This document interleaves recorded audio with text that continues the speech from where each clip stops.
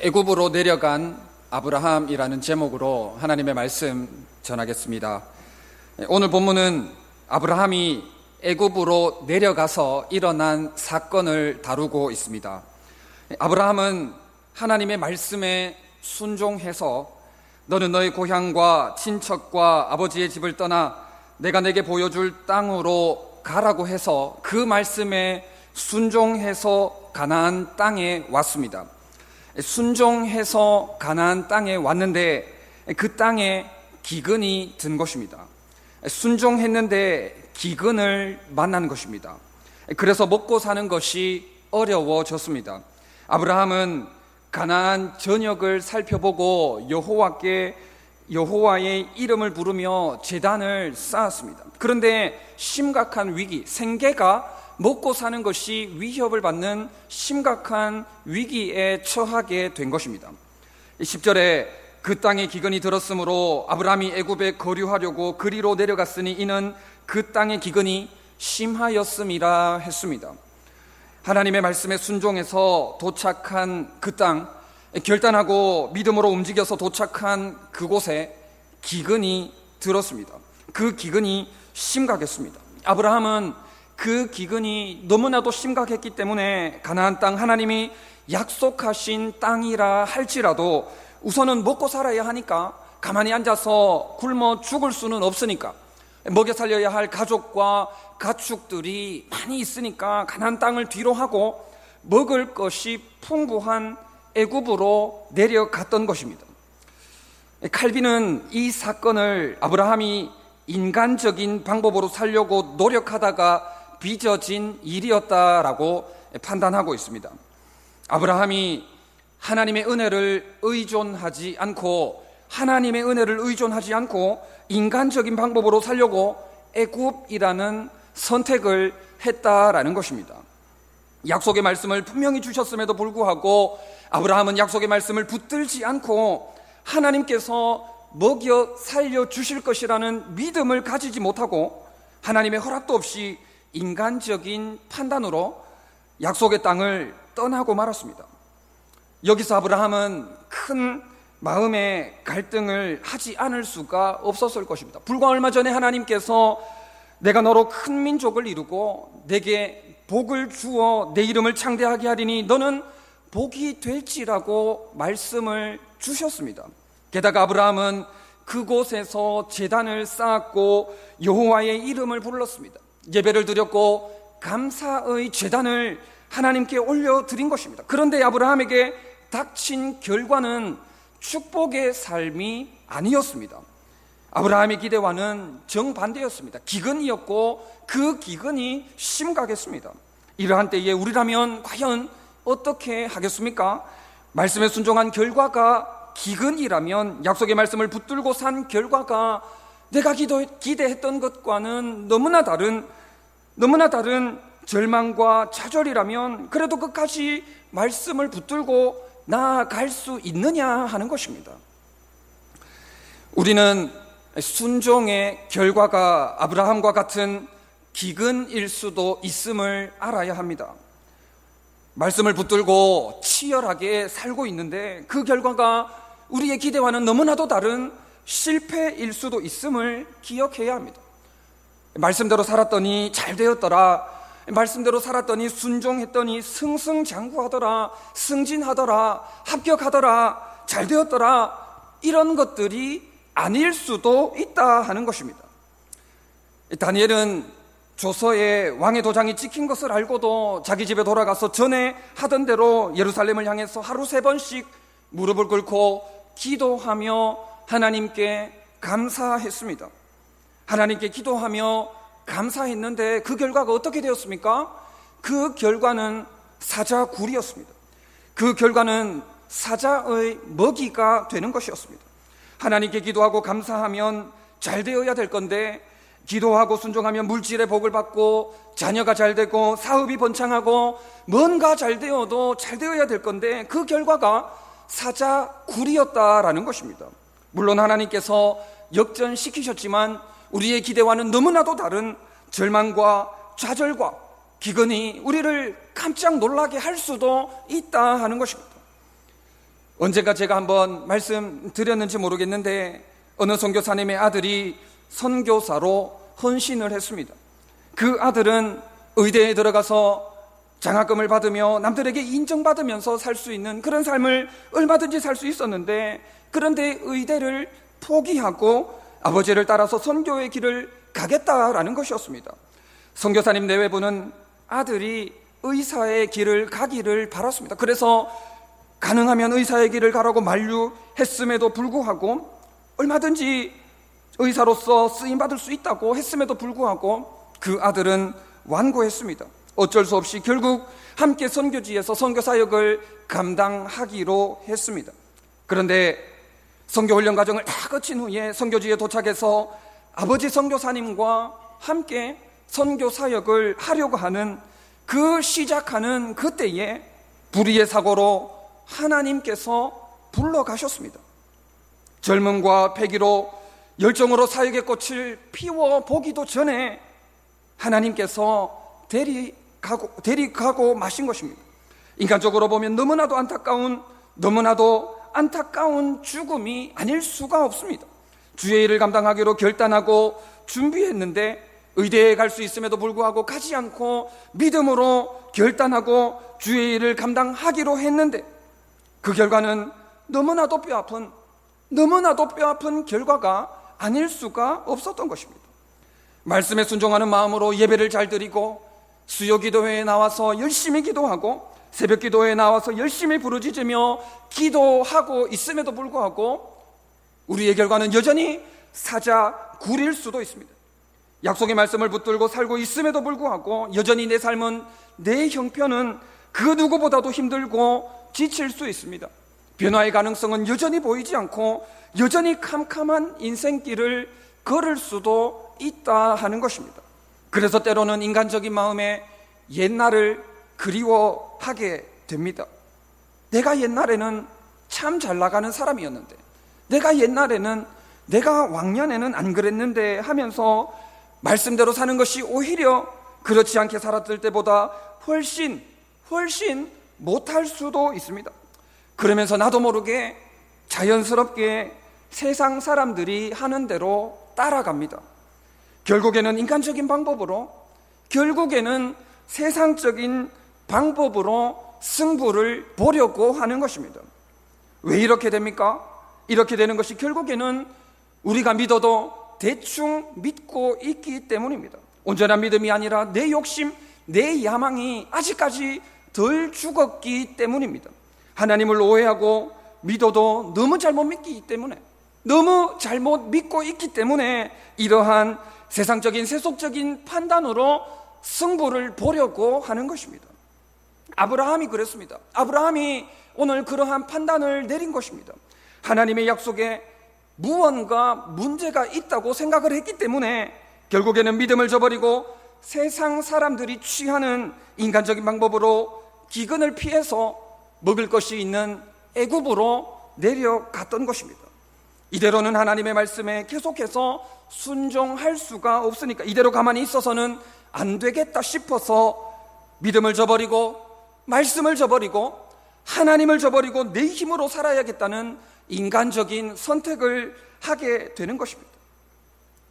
인간적인 선택, 세상적인 세속적인 선택을 했던 야곱은 어떠한 인생을 살았습니까? 물론 하나님께서 야곱에게 많은 복을 주셨지만 야곱의 인생은 순탄치가 않았습니다.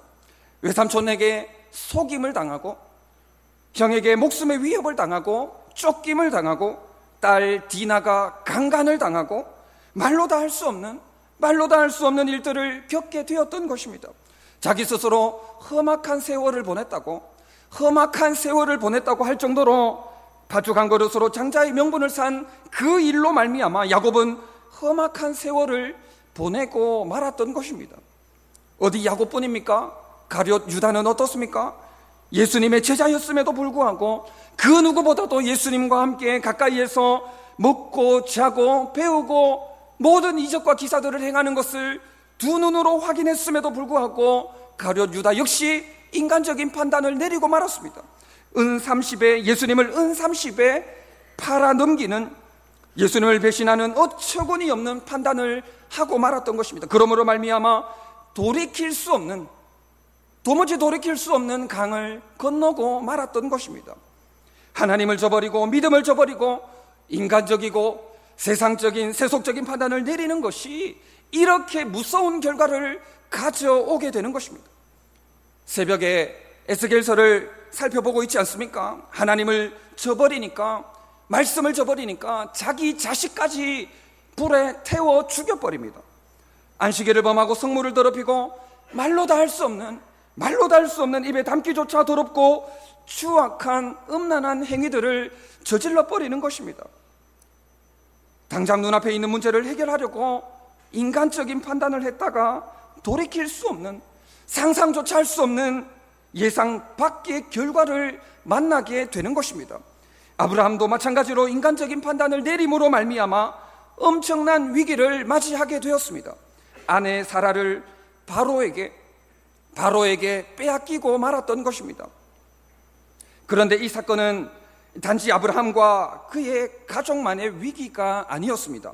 이 사건은 구속사의 위기를 초래하는 사건이었습니다. 하나님은 아브라함을 통해서 큰 민족을 이루고자 하셨습니다.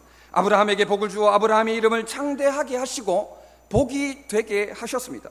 그러나 위기 앞에서 아브라함은 그 약속의 말씀을 믿지 못했습니다. 인간적인 판단을 내리고 하나님의 약속을 신뢰하지 못하고 온전히 믿지 못하고 애굽으로 내려가고 말았습니다. 구원 역사의 어머니인 사라를 바로에게 빼앗기는 그러한 일이 일어나고 만 것입니다. 아브라함은 기근으로 말미암아 한 번 믿음의 시험에서 넘어지고 나니까, 한 번 하나님을 신뢰하지 못하니까 계속해서 부적절한 판단, 잘못된 판단을 내리게 되었습니다. 애굽에 내려가는 중에 아브라함은 불안과 두려움에 빠지고 말았습니다. 하나님께서 자기 자신을 보호해 줄 것이라는 믿음조차 가지지 못했습니다. 그래서 아브라함은 자기 아내에게 누이라고 말해줄 것을 요청했습니다. 13절에 원하건대 그대는 나의 누이라 하라라는 것입니다. 이 표현은 강력한 요청이자 강요입니다.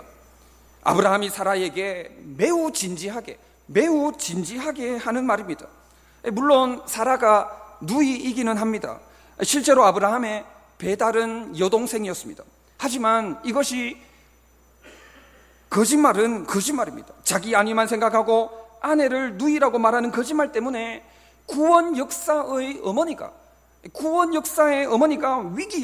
위기에 처하고 만 것입니다. 기근으로 인해서 한 번 믿음의 판단을 내리지 못하니까 계속해서 지속적으로 부적절한 판단을 내리고 말았던 것입니다. 그런데 사실 아브라함이 이렇게 판단을 했던 이유가 앞선 하나님의 약속의 말씀을 잘못 알아들은 데 있습니다. 인간적인 판단을 하게 된 것은 하나님께서 주신 약속의 말씀을 잘못 이해하고 잘못 알아들었기 때문입니다.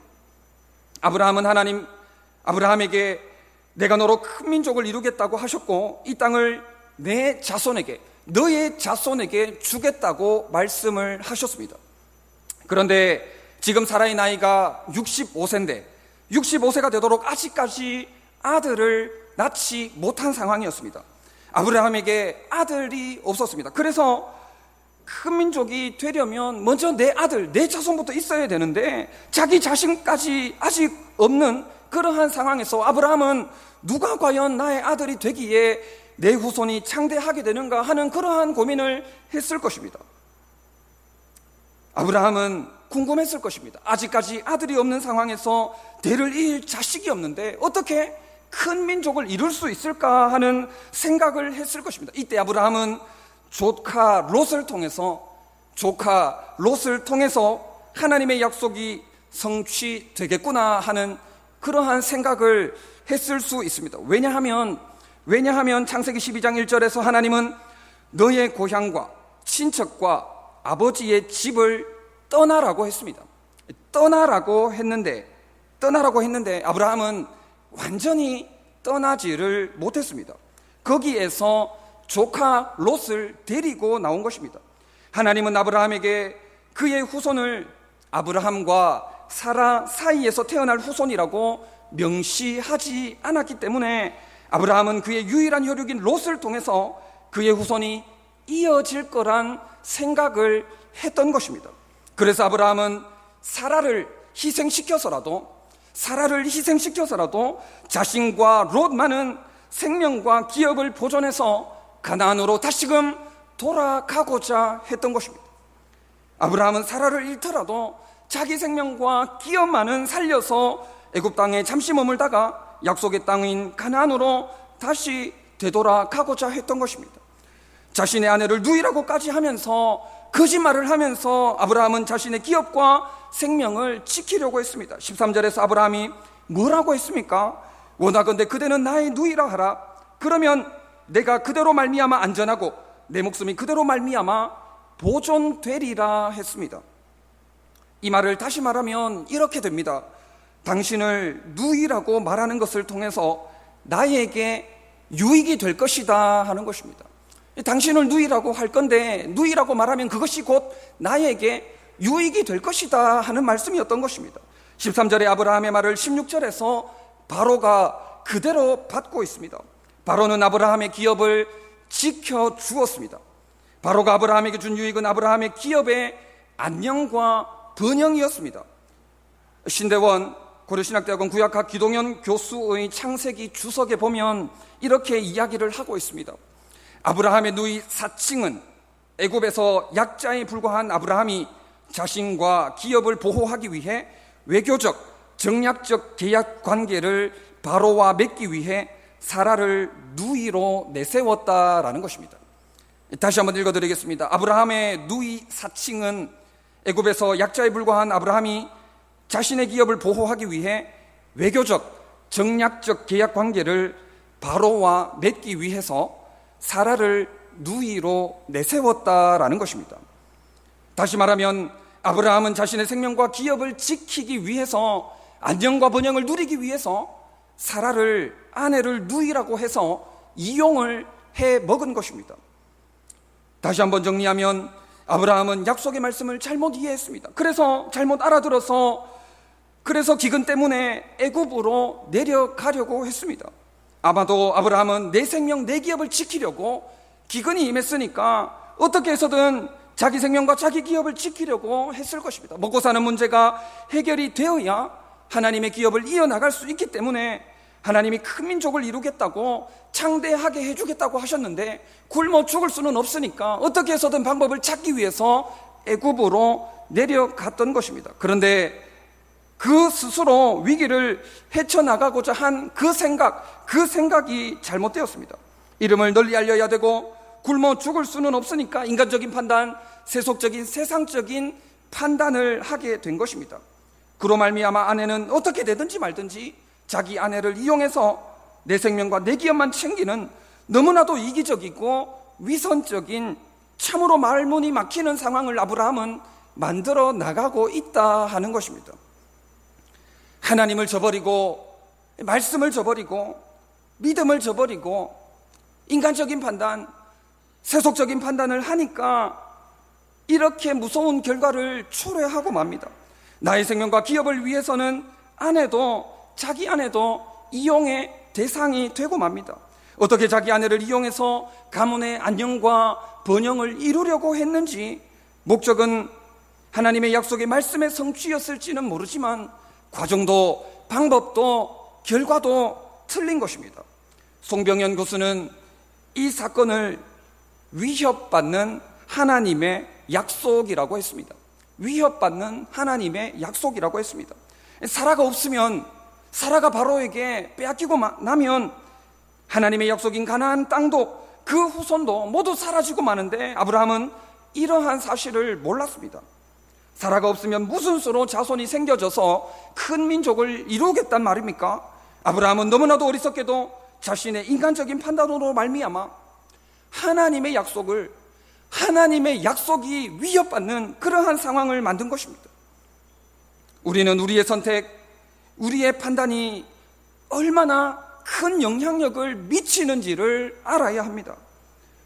아브라함은 자신의 인간적인 노력과 세속적인 판단이 하나님의 나라를 살리는 판단으로 생각했겠지만 실제적으로는 하나님의 약속을 위협하는 판단이 되고 말았습니다.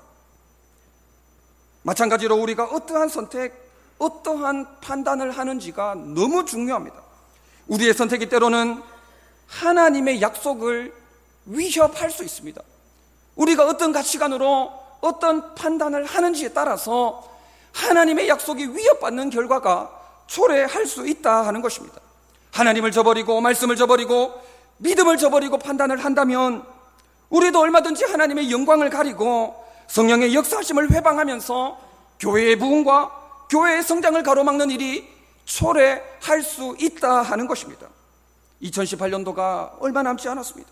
곧 2019년도가 시작되는데 선택과 판단의 기로에 놓여 계신 분들은 계시지 않습니까? 사실 실제로 우리는 날마다 선택과 판단의 기로에서 삶을 살아가고 있습니다. 우리는 반드시 하나님을 기억하고 반드시 말씀을 기억하고 믿음으로 판단해 나가야 하는 것입니다. 여러분들의 선택 하나하나가 여러분들이 속한 가정과 목장과 교회에 영향력을 미칩니다. 더 나아가서 여러분들이 어떤 판단을 하는지에 따라서 하나님의 역사하심에 여러분들이 귀하게 쓰임받을 수도 있고, 인간적인 판단과 세속적인 판단을 함으로 말미암아 사탄의 종로로 사는 삶을 살아갈 수도 있는 것입니다. 그러므로 하나님 나라 관점을 가지고 하나님 중심으로, 말씀 중심으로, 교회를 중심으로 성경적인 판단을 해나가는 것이 너무너무나 중요한 것입니다. 아브라함은 도무지 헤쳐나올 수 없는, 도무지 빠져나올 수 없는 상황에 빠지고 말았습니다. 그러나 하나님의 약속은 반드시 성취되는데 하나님의 전적인 개입하심으로 말미암아 아브라함이 도무지 풀어나갈 수 없는 상황이 해결이 되고 맙니다. 아브라함은 다시금 아내를 찾게 되고 애굽에서 빠져나오게 됩니다. 왜냐하면 하나님의 약속의 말씀은 반드시 성취가 되기 때문입니다. 아브라함은 계속해서 어리석게도 잘못된 판단을 내리고 말았지만 인간이 하나님의 약속을 막을 수는 없는 것입니다. 하나님께서 아브라함에게 주신 약속의 말씀을 이루기 위해서, 하나님 자신이 스스로 자기 말씀을, 약속을 이루기 위해서, 아브라함을 통해 새로운 구속 역사를 알리기 위해서 실패로 끝날 수밖에 없는 상황을 하나님이 역전시키셨습니다. 직접 개입하심으로 말미암아 회복시키신 것입니다. 말씀을 마무리하겠습니다. 우리는 하나님의 은혜를 전적으로 의존하며 살아야 합니다. 생명이 위협받는 상황이라 할지라도 우리는 하나님을 기억하고 약속의 말씀을 붙들고 믿음으로 살아야 합니다. 심각한 기근이 우리를 흔들어도, 사자굴과 같은 절망과 좌절이, 위협과 실패가 우리를 넘어뜨리려고 한다 할지라도 우리는 끝까지 약속의 말씀을 붙들고 인내하며 믿음으로 살아야 하는 것입니다. 왜냐하면 베드로전서 5장 10절에 모든 은혜의 하나님 곧 그리스도 안에서 너희를 부르사 자기의 영원한 영광에 들어가게 하시니가 잠깐 고난을 당한 너희를 친히 온전하게 하시며 굳건하게 하시며 강하게 하시며 터를 견고하게 하실 것이기 때문입니다. 하나님의 약속의 말씀이 나로 인해서, 나의 선택과 판단으로 인해서 위협받지 않도록 내 마음과 생각을 하나님 중심, 말씀 중심, 교회를 중심으로 잘 지켜나가시기를 바라고, 사도 바울처럼 나는 선한 싸움을 싸우고 나의 달려갈 길을 마치고 믿음을 지켰다고 고백할 수 있는 저와 여러분들 다 되시기를 진심으로 바랍니다. 우리 주신 말씀을 기억하시면서 1분 정도 기도하도록 하겠습니다.